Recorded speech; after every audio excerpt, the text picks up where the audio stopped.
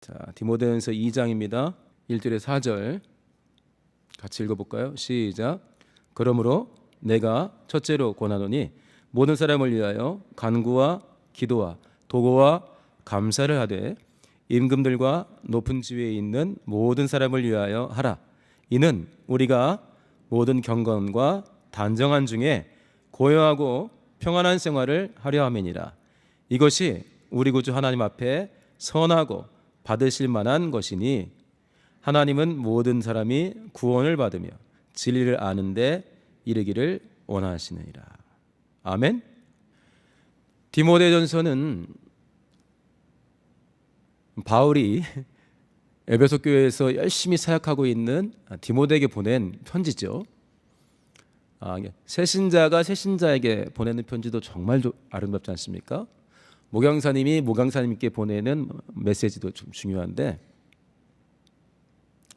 사역하기 굉장히 어려운 지역에서 사역을 하고 있는 연소한 감독, 연소한 교회 리더인 디모데에게, 디모데가 예수 믿을 때부터 지켜보았던, 그리고 계속해서 같이 다니며 내 자식이다, 내 아들이다 했던 바울이 사역을 돕기 위해서 보낸 편지입니다.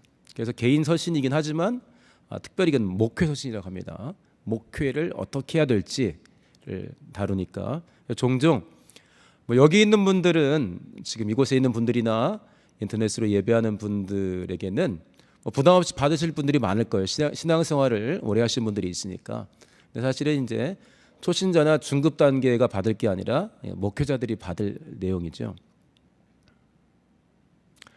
시기는 이제 우리 사도행전 28장 맨 뒤에 나오는 바울이 옥에 갇혔죠. 그래서 한 2년 정도 연금을 당했다가 풀려 나와서 약속대로, 로마서에 썼던 약속대로 스페인까지 선교 여행을 마치고 그 다음에 이제 또 다시 활동을 하면서 에베소에는, 마게도니아로 갈 때 에베소에는 디모데를 둔 상황입니다. 그러니까 63년 정도 이렇게 될 것 같고. 이때 제가 오늘 특별히 보고 싶은 말씀은 2절입니다. 2절인데요. 2절 앞부분 한번 다시 읽어볼까요? 2절 앞부분 시작. 임금들과 높은 지위에 있는 모든 사람을 위하여 하라. 다시 한번 시작.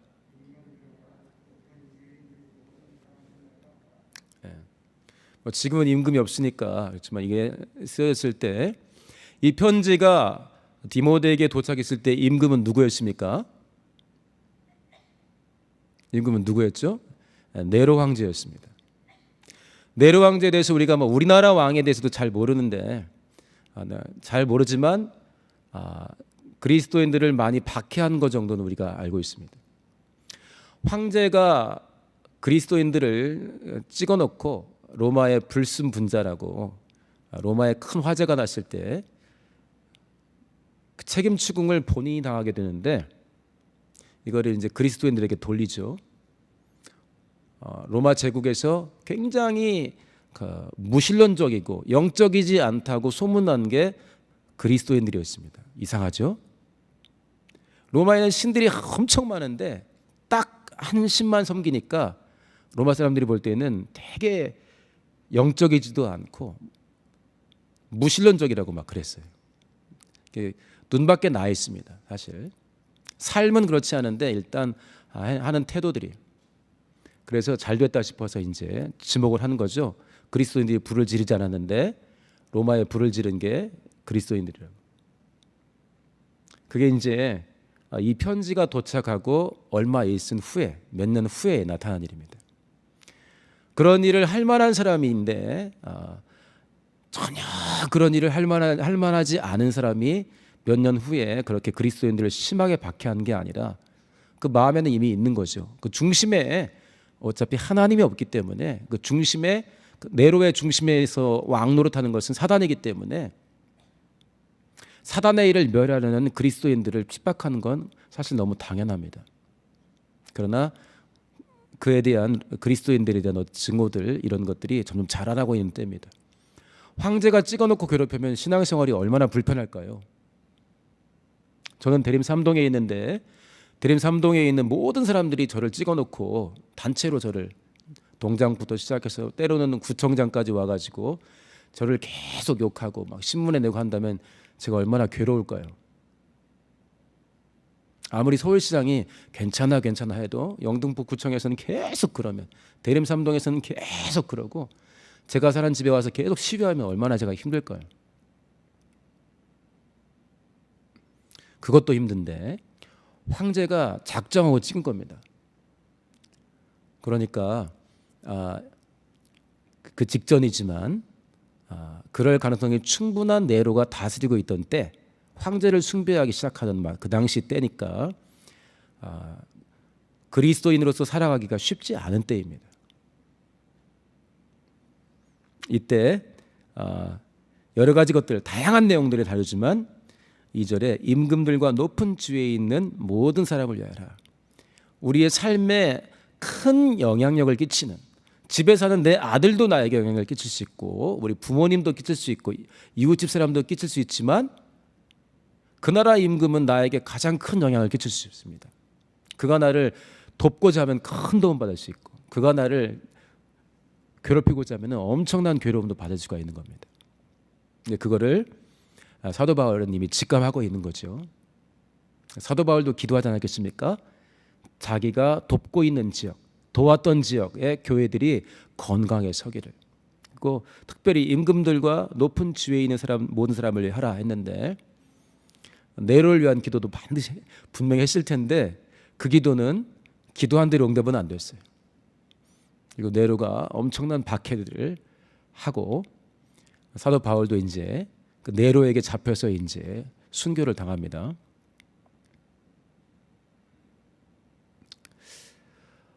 우리나라가 어떻게 하면 하나님의 나라가 될 수 있을까요? 우리나라에서 하나님이 원하시는 일들이 벌어져야겠죠. 우리나라에 있는 모든 사람이 그리스도인이 되기는 어렵겠죠. 그럼 어떻게 하면 우리나라에 하나님의 나라가 임할까요? 어떻게 하면 우리나라가 하나님 나라가 될까요? 먼저는 우리 각각이 내 안에서 하나님 나라가 이루어지는 삶을 사는 게 너무나 분명합니다. 우리가 자주 모여서 하겠지만 개혁의 가장 지름길은 누구냐면은 교기업 대표가 크게 은혜 받는 게 아니라, 누가 은혜 받는 게 아니라 내가 배워야 되는 것이 가장 큰 지름길이라고 배웠습니다. 그렇죠? 세상의 임금도 있지만 내 인생의 임금은 누굽니까? 보통 우리잖아요. 나 자신. 그런데 우리 삶의 중심 예수 그리스도 한 것처럼 내가 내 인생의 임금 노릇을 하지 않고 진짜 임금에게 임금의 자리를 내가 드리면, 그리고 내 마음대로 사는 것이 아니라 진짜 임금이 원하시는 대로 그분과 동행하면, 진짜 임금이 원하는 것을 나도 원하고 진짜 임금이 가지고 있는 마음을 나도 갖는다면 나를 통해서 놀라운 일들이 벌어질 것입니다. 아멘이십니까? 고개만 끄덕거려 보세요. 예, 상당히 많은 숫자가. 감사합니다. 오늘은 이제 우리 개인에 대한 이야기가 아니라, 시간이 많이 됐지만 우리에게 큰 영향을 끼치는 리더들에 대한 이야기를, 그들을 위해서 왜 우리가 기도해야 되는가를 잠깐 우리가 생각해보고, 그다음에 우리나라의 리더들을 위해서, 또 전 세계 우리에게 큰 영향을 끼치는 리더들을 위해서 기도하는 시간을 좀 가졌으면 좋겠습니다. 제가 이제 담당한 예배에서도 이야기했지만, 미국에서 이제 얼마 전에 한 백인 경찰이 흑인을 제압해서 넘어뜨린 다음에 무릎으로 그 목을 확 짓눌러 버렸어요. 목적은 있었죠. 확실하게 제압해서 반항하지 못하도록, 치안을 유지하고 흑인이 위험해 보이는데 그 위험을 제거하겠다 이거였는데, 도가 지나쳤어요. 그래서 우리가 이제 영상도 나왔지만은 8분이 넘게 목을 무릎으로 확 눌러버렸잖아요. 그러니까 잠깐에도 힘든데 8분 정도를 해버리니까, 또 그 사람이 이제 그 신음한 소리까지도 영상이 나오지 않습니까? 나 숨 못 쉬겠어, 나 숨을 못 쉴 것 같아, 엄마 나 숨을 못 쉬어, 이렇게 나중에 거의 죽기 직전에는 엄마 소리를 또 하죠. I can't breathe. 나 숨이 안 쉬어져. 숨이 안 쉬어져. 그 개인의 일탈이었어도 컸겠지만 이게 이제 미국 사회에서 먼저는 큰 반향을 일으켰습니다. 아직도 우리나라에서 이런 일이 벌어지느냐 한 거죠. 그래서 그 사람 한 사람만의 잘못으로 해서 그친 게 아니라 야, 저 사람 하나가 크게 부각됐지만 우리나라에 아직도 인종차별이 엄청 심하구나라는 걸 스스로 다들 알고 있는데 고백하고 굉장히 비판적으로 미국 사회가 돌아보게 되었습니다. 오늘 아침에 이게 뉴스에 하나 보니까 미국 대륙을 처음으로 발견한 사람이 누구죠? 콜럼버스입니다. 발견했다는 게 이상하죠. 원래 있던 곳인데 뭘 발견해? 몰랐다가 지가 온 거지. 하지만 신대륙을 발견했다고 했습니다. 그래서 이제 미국 사람들에게 콜럼버스는 꽤 유명해요. 그래서 동상도 크게 세우는 곳이 있는데 오늘 뉴스에 나온 사진을 보니까 목이 잘라놨어요. 콜럼버스의 목을 잘랐고 그 다음에 땅에다 확 넘어뜨려 버렸어요. 이전에는 영웅 비슷했는데 그런데 자신들이 반성하고 돌이키다 보니까 어디까지 가느냐? 이곳에 있는 사람들, 이곳을 발견해서 이곳에 있는 인디언들을 비롯해서 백인이 한 사람들을 굉장히 나중에 차별하는 데 앞장섰던 백인 우월주의에 굉장히 현격한 공을 세운, 당시는 공이지만 지금 보니까 아주 안 된 짓이죠. 그래서 콜럼버스 동상을 그 목을 잘라가지고 팍 엎드려 놨어요. 이게 뭐냐면 이번에 일어난 일에 대한 반성은 진짜 끝까지 가야 된다. 우리의 이 인종차별의 시작이 어딘가까지 가야 된다 해서 미국 사람들은 콜럼버스 동상을 팍 엎드려 놨어요. 유럽에서도 굉장히 심각하게 본인들도 인종차별을 하고 있기 때문에 심각한 반성들을 하고 있습니다. 벨기에도 노예 무역에 있어서는 일각에는 있었는데 미국에서 흑인들이 차별받는 이유는 뭐죠? 이전에 미국 땅에는 흑인이 살고 있지 않았는데 아프리카에 있는 흑인들을 사람이 아닌 물건으로 취급해서 노예로 잡아가지고 많이들 싣고 와서 사고 팔고 한 다음에 그 노예로 데리고 살았습니다. 그 노예 해방한 지 꽤 됐지만 아직도 미국 사회 내에서는 이 흑인들에 대해서 이류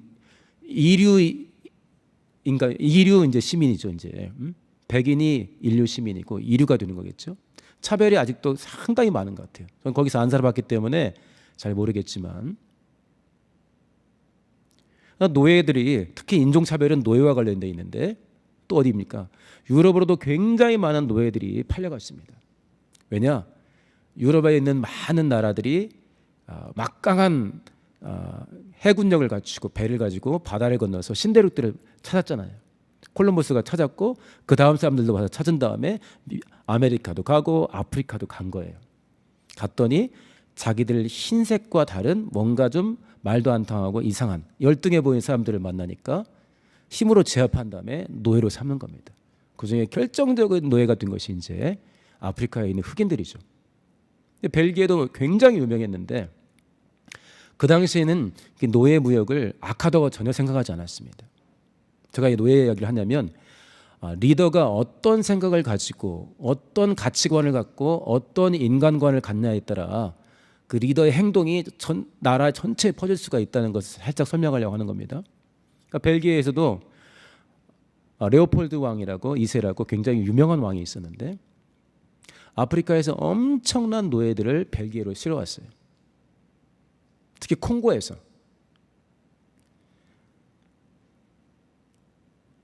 콩고는 2천만 명이 당시에 2천만 명이었는데 다양한 학대를 통해서 정말 다양한 종류의 학대를 통해서 죽은 사람이 1,000만 명 가까이 된다 그래요.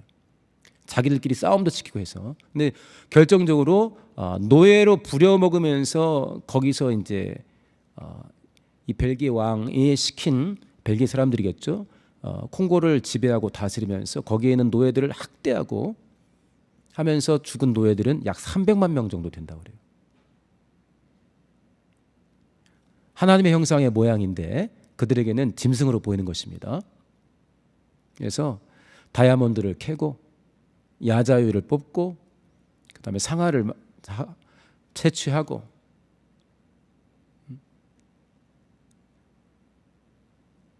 하는 일에 이 노예들을 동원하는데, 왕에게 충성하는 것을 어떻게 표시를 했냐면, 노예들이 일을 할 때 그날 할당량이 있지 않습니까?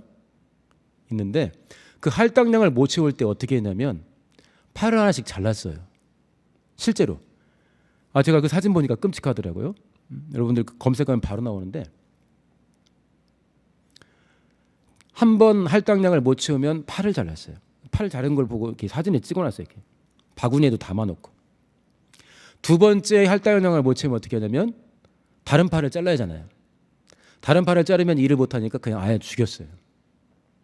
그러니까 아예 사람이 아니니까 일을 제대로 할래 안 할래 하면서 이렇게 죽여다는 거죠. 그렇게 죽은 게 300만 정도 된다.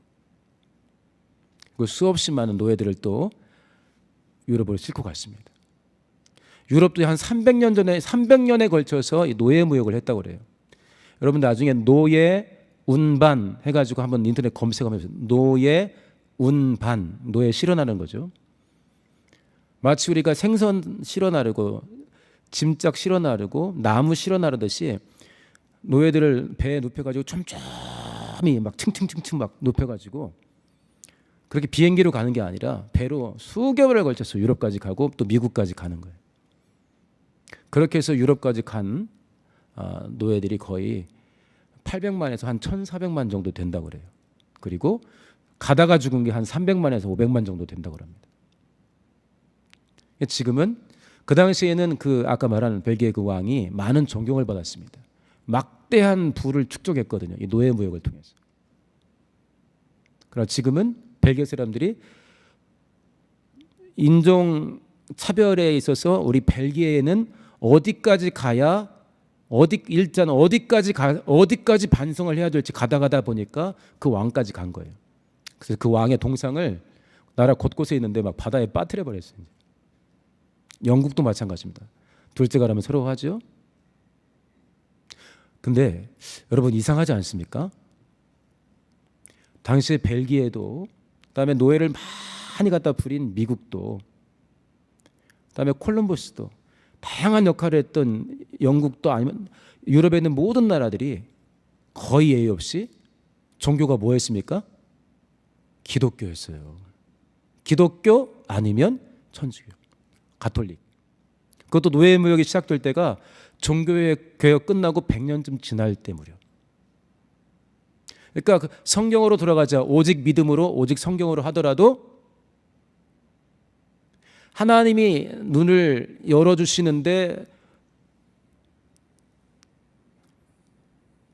제대로 열리지 않는, 우리도 그렇지 않습니까? 어떤 말씀을 보더라도 충분히 내가 소화해서 확 열릴 때가 있지만 그렇지 않으니까 백인이 아닌 다른 사람들은 똑같이 존중하고 사랑할 존재로 안 보이는 거예요.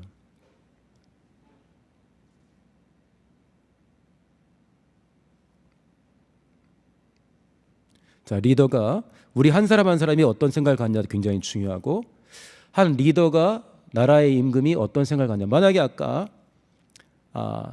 나중에 시간이 지나서 미국에서는 노예 해방을 선언한 대통령도 있었죠. 기도하는 대통령 그랬었는데, 그러나 재밌는 건 그 나라 전체가 청교도들인데, 신앙의 자유를 찾아서 온 청교도들인데 흑인 노예는 짐승처럼 부렸습니다. 우리 눈이 하나님의 은혜 가운데 타인을 향해서 좀 많이 밝아진다면, 하나님이 원하는 대로 내 이웃을, 특별히 나랑 다르거나 좀 어색한 이웃에게 많이 마음이 좀 열린다면, 하나님이 우리를 받아주신 것처럼 나도 이웃을 받을 수가 있다면 얼마나 감사할까요? 특히 리더들이 그런 마음들, 나라의 임금들, 큰 영향력을 끼치는 사람들이 그런 마음을, 가치관을 갖게 된다면 얼마나 좋을까요?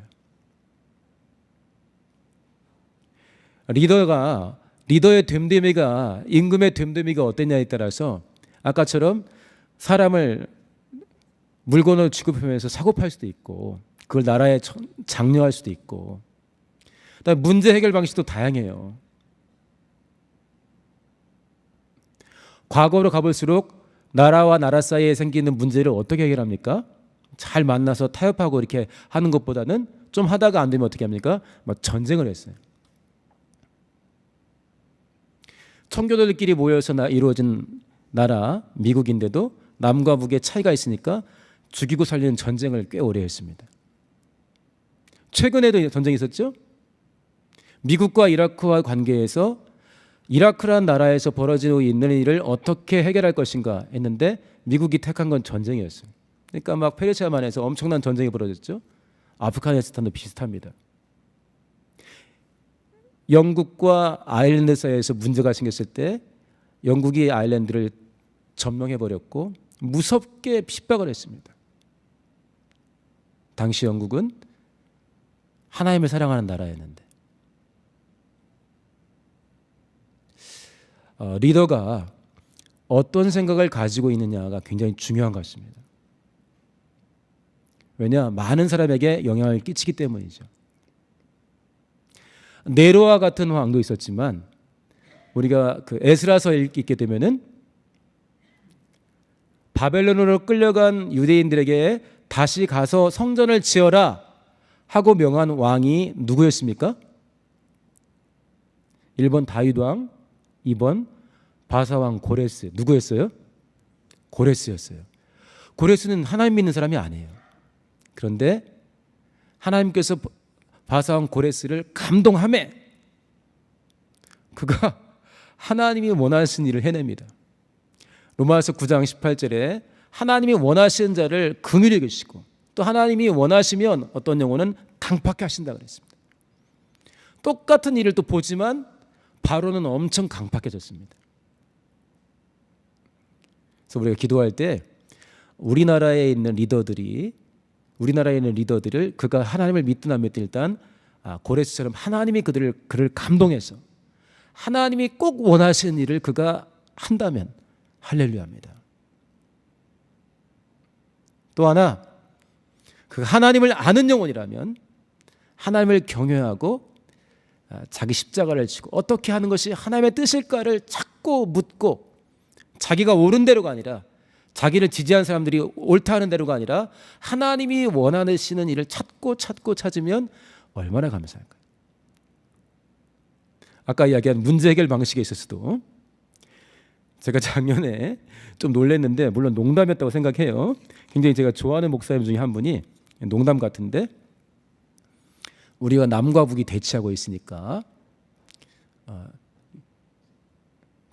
남과 북이 뭔가 평화를 이루려면 북쪽에 있는 사람들이 쉽게 변화되지 않으니까 때가 되면 남쪽에 있는 그리스도인들 한 사람 한 사람이 북쪽에 있는 신앙을 핍박하는 사람들 한 사람씩 잡고서 이제 물에 빠져 죽자 이런 농담을 하셨는데 믿기 어려운 농담이었어요.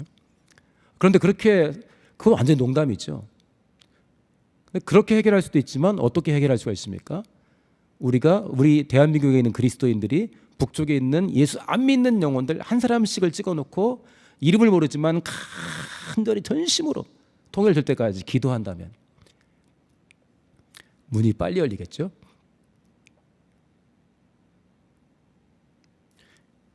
그래서 이제 말씀 거의 마쳤습니다.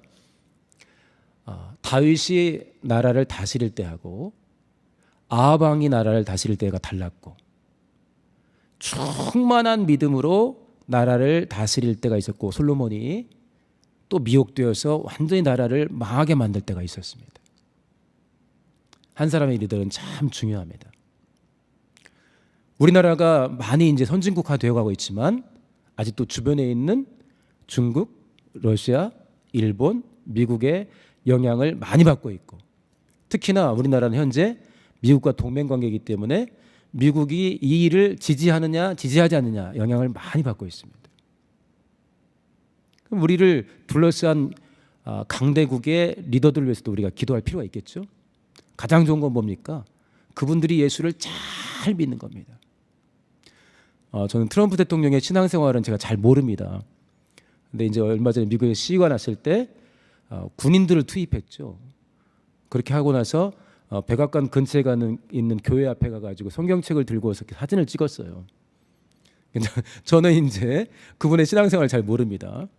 이게 댓글들이 뭐가 달렸냐면 성경 가지고 사진만 찍지 말고 성경대로 좀 살아라라고 미국 사람들이 댓글을 쓴 거예요. 물론 일본에 있는 리더, 중국에 있는 리더, 러시아에 있는 리더들은 아직 하나님을 잘 모릅니다. 그러나 미국에 있는 리더는 크리스찬이죠.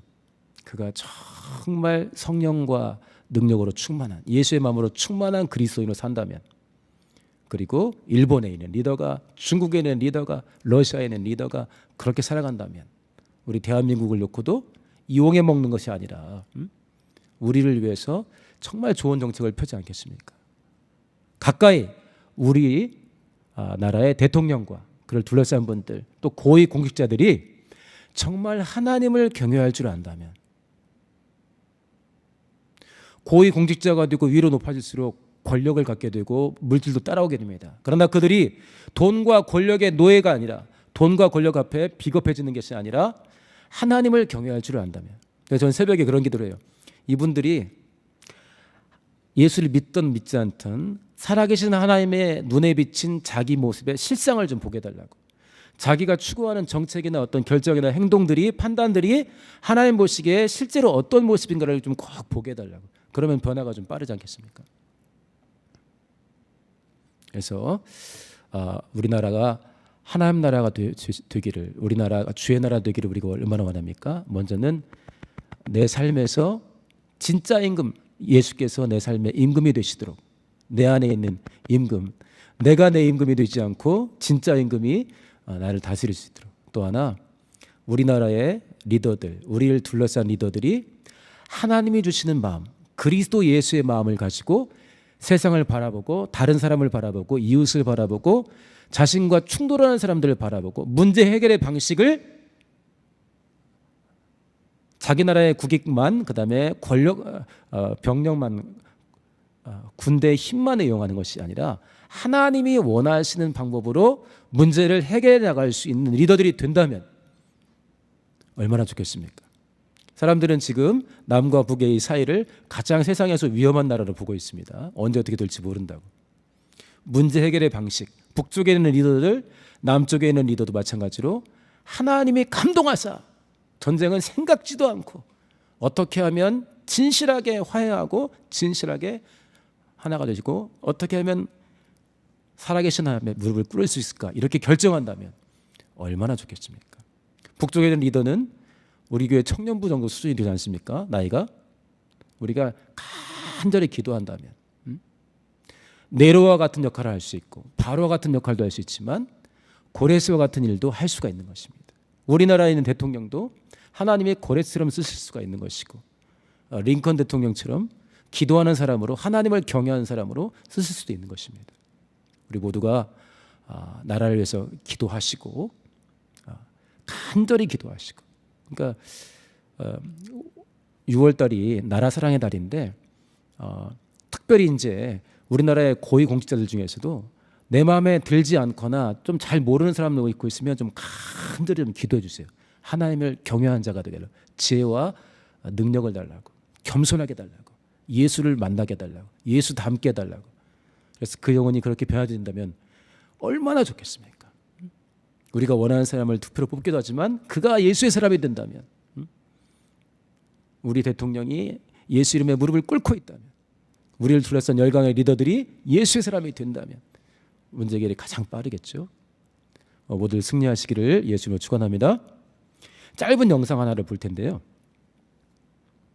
우리나라 하나님 나라 되게 하소 우리가 그러는데, 우리나라에 참 교회가 많지 않습니까? 가능성이 참 무궁무진한 나라가 됐어요. 경제력도 그렇지만은 영적으로도 정말 우리가 처음 마음을 돌이킨다면 전 세계에서 정말 놀라운 일을 행할 수 있는 나라가 될 것 같아요. 왜냐하면 그렇게 많은 복음이 전해졌고 교회도 많이 있으니까. 근데 좀 재미있는 영상을 어떤 장로님 한 분이 보내주셨는데 전적으로 이게 맞느냐? 그건 아닐 수 있지만 한번 보시면 좀 잠깐 웃을 수는 있습니다. 우리나라를 위해서 한번 볼까요? 짧은 영상입니다.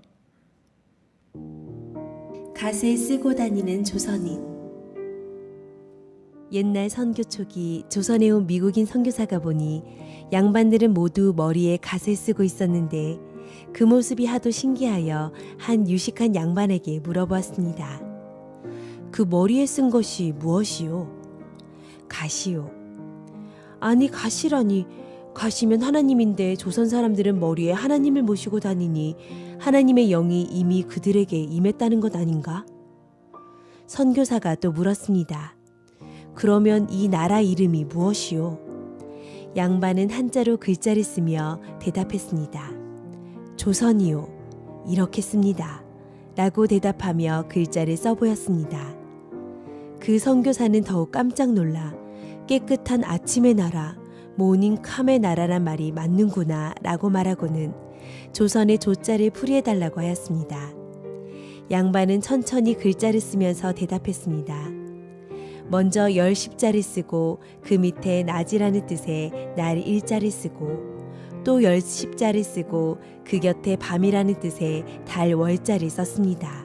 이렇게요. 선교사는 놀라서 중얼거렸습니다. 낮에도 십자가, 밤에도 십자가, 하루 종일 십자가라는 뜻이구나. 그리고 또 말했습니다. 선자도 풀이해 주시오. 물고기 옆에 양양자를 씁니다. 선교사가 다시 놀라며 말했습니다.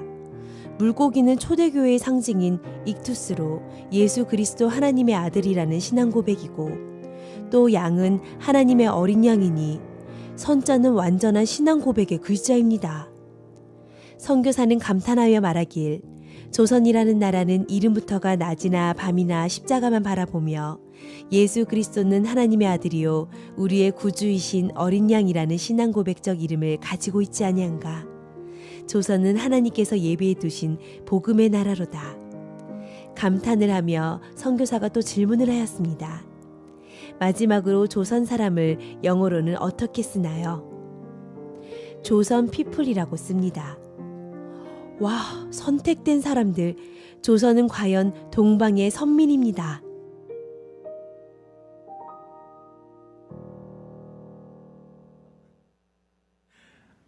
한 나라를 보더라도 이렇게 볼 수가 있습니다. 헬조선 할 수도 있지만 조자가 이런 거야?